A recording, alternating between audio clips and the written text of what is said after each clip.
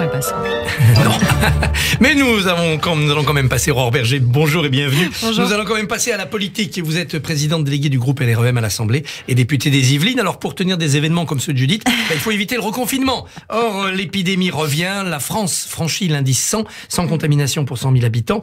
Que faut-il faire? Alors première solution, ouvrir plus vite l'accès à la 3e dose pour tout le monde, c'est envisagé? Alors déjà, il y a un élargissement sur l'accès à la 3e dose, notamment pour les personnes de plus de 50 ans. Dès le début décembre? Oui. On ne peut pas aller plus vite. En fait, vous savez, au tout début, au moment où on a lancé la campagne de vaccination, on nous disait vous n'allez pas assez vite. Et quand on se compare aujourd'hui, on voit qu'on a un taux de vaccination qui est bien supérieur à celui de nos partenaires ou de nos voisins. On voit aussi que nos voisins européens ont pris d'autres solutions aujourd'hui. Les Pays-Bas reconfinent l'ensemble du pays. Les non-vaccinés, comme en Autriche. D'autres confinent les non-vaccinés. Possible en France? Moi, je pense que surtout, ce qu'il faut faire, c'est éviter le reconfinement, qu'il soit évidemment total du pays ou qu'il soit partiel pour les confinés, pour les vaccinés ou les non-vaccinés. Donc l'enjeu, c'est quoi? L'enjeu, c'est de faire en sorte que toutes celles et ceux qui sont atteints de comorbidité, donc qui sont les personnes les plus à risque au-delà des plus de 65 ans, aillent faire cette 3e dose. C'est ça dont on a besoin. Ça bloque, on n'y arrive pas. Très bien, mais on nous disait la même chose au début, encore une fois, de la campagne vaccinale. On disait, on va pas y arriver. On a réussi. On a réussi à convaincre. On a réussi à convaincre par millions les Français d'aller se faire vacciner. On l'a réussi aussi, il faut être lucide, par une forme de contrainte qui est celle du pass vaccinal, du pass sanitaire, qui était soit le test, soit le vaccin. Et donc, c'était la solution pour garantir, encore une fois, la protection des Français et pour éviter tout reconfinement, pour permettre aussi que nos écoles, par exemple, restent ouvertes. On a des pays, nos voisins directs, pour lesquels on a une école qui est restée ouverte, parfois seulement quelques semaines, pendant 18 mois. Nous, nos écoles sont restées ouvertes, ce qui est quand même un enjeu qui était essentiel, à la fois un enjeu démocratique, un enjeu social, un enjeu éducatif. Et justement, on apprend notre enjeu, c'est de continuer,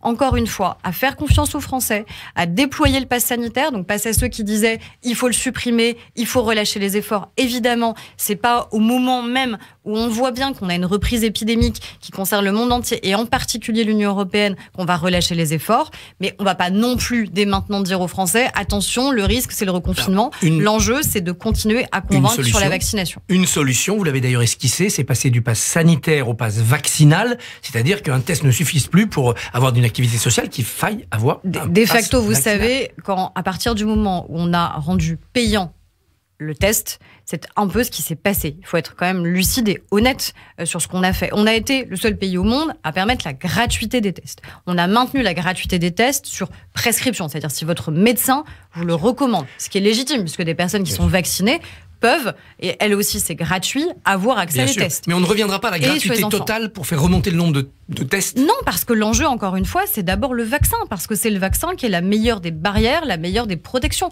On a eu malheureusement le parfait contre-exemple avec la situation qu'on a connue aux Antilles, où on avait un taux de couverture vaccinale qui était vraiment largement en dessous de celui qui existait en métropole. Résultat, on avait une saturation de nos capacités hospitalières et on avait surtout une surmortalité. Donc le vaccin reste notre seul levier, notre meilleur levier de protection sanitaire. Vous évoquiez l'école, on apprend ce matin que l'évaluation des élèves a montré un rattrapage de niveau par rapport à l'année du confinement.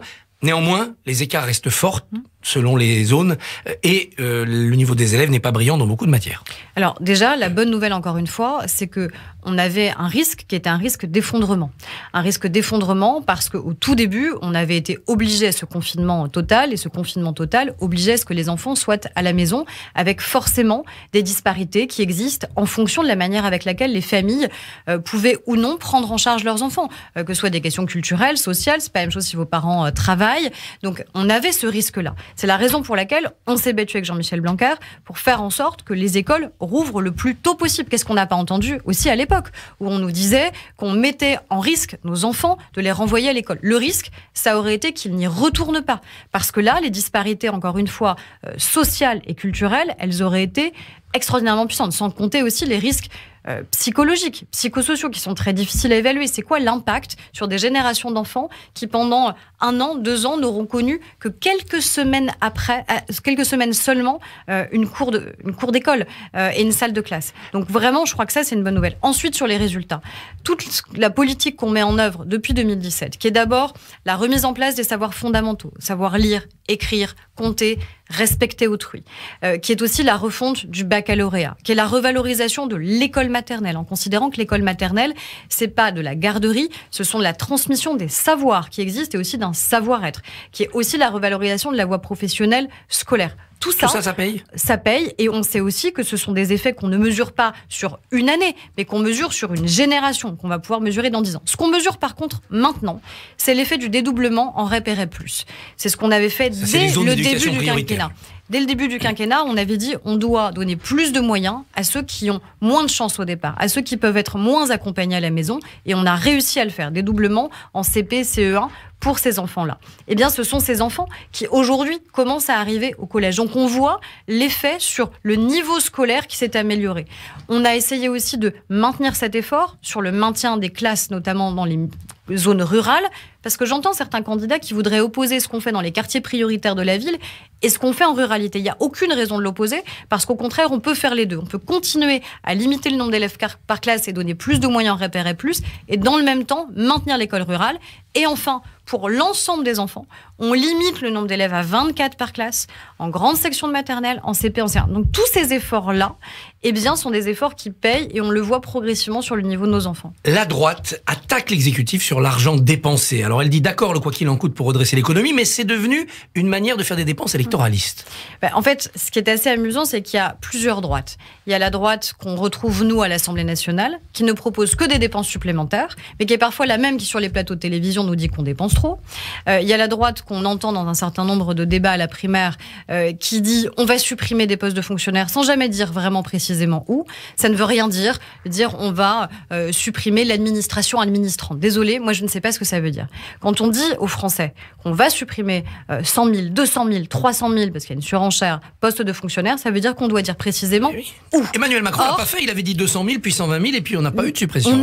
On a fait des baisses de suppression de postes là où c'était pertinent et nécessaire dans un certain nombre d'administrations, notamment à Bercy. Par contre, oui, on assume d'avoir augmenté le recrutement de nos enseignants, d'avoir revalorisé les carrières et les rémunérations, notamment à l'hôpital, parce que c'est une nécessité absolue. On est en tension à l'hôpital. Donc on va nous demander quoi? De baisser les recrutements? Pareil, dans la police ou la gendarmerie. C'est-à-dire qu'on a une droite qui, lors de son premier débat, a passé quasiment la moitié de son temps à parler des questions d'immigration et d'insécurité, et qui voudrait qu'on baisse le niveau de recrutement dans la police et dans la gendarmerie. C'est ce qu'elle avait fait quand elle était au pouvoir. À propos d'immigration, la polémique migratoire venue de Biélorussie continue. Le président de la République a parlé 1h45 à Vladimir Poutine hier pour 2 lignes de communiqué. Qu'est-ce qu'on nous cache?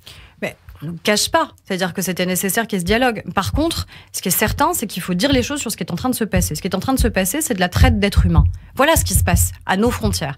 Voilà le test qu'on essaye d'imposer aujourd'hui à l'Union européenne. C'est-à-dire qu'on a envoyé des hommes et des femmes désespérés, volontairement, à la frontière polonaise pour tester la réaction de l'Union européenne, pour voir comment nous, on allait réagir. Et nous, ce qu'on dit, c'est simple, c'est que même si la Pologne, parfois, elle faillit sur des questions essentielles pour nous en termes de valeurs, notamment en termes de valeurs démocratiques, l'Union européenne, elle, ne doit pas faillir à son devoir, qui est à la fois un devoir d'humanité et un devoir de responsabilité. Et donc, c'est la raison pour laquelle Pologne, on a dit que nous, on était prêts à envoyer, évidemment, des aides humanitaires. Ce que la Pologne, aujourd'hui, refuse. On l'a fait en Lituanie. On a des aides humanitaires qui ont été envoyées. On a aussi des hommes qui sont déployés. Et on aide la Pologne Frontex. à construire un mur? Non, bien sûr que non, on n'aide pas la Pologne à construire un mur. Mais elle va le faire. Non, mais c'est pas comme ça que l'Union européenne se construit. C'est pas en dressant des murs, et c'est certainement pas en répondant au chantage qui est de facto mis en place par la Biélorussie, aidé par la Russie. Parce que moi, ce qui m'a beaucoup choqué dans les différents débats LR, c'est que les mêmes qui dénoncent ce qui se passe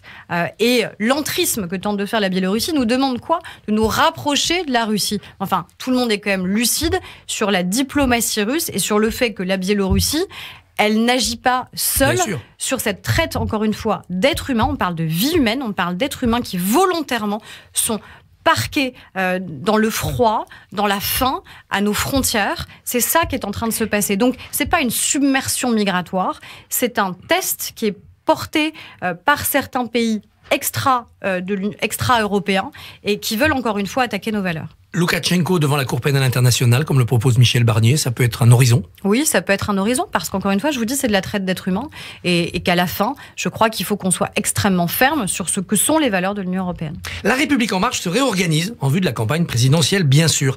On apprend qu'il y aura des ambassadeurs de la société civile, c'est quoi? Tout simplement continuer à s'élargir, c'est-à-dire que On voit plutôt en général au cours des quinquennats que les présidents de la République, les majorités, elles sont plutôt en train de se rétrécir, qu'on a du mal au contraire à aller à convaincre au-delà de nous-mêmes. Nous, c'est l'inverse. Ouais, vous êtes un peu émietté d'ailleurs pendant le quinquennat. Oui, mais il y a eu des sécessions. On a aussi eu des partis nouveaux qui sont créés.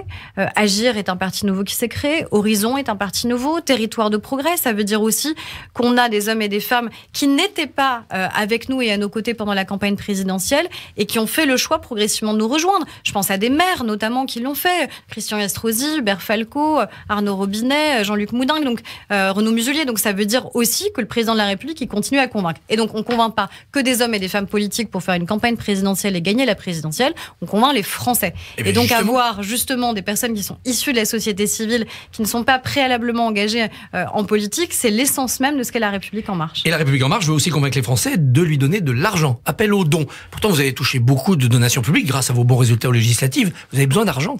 Vous savez, tous les partis politiques ont besoin de leviers financiers tout simplement pour faire campagne. Une campagne présidentielle, c'est entre 20 et 22 millions d'euros.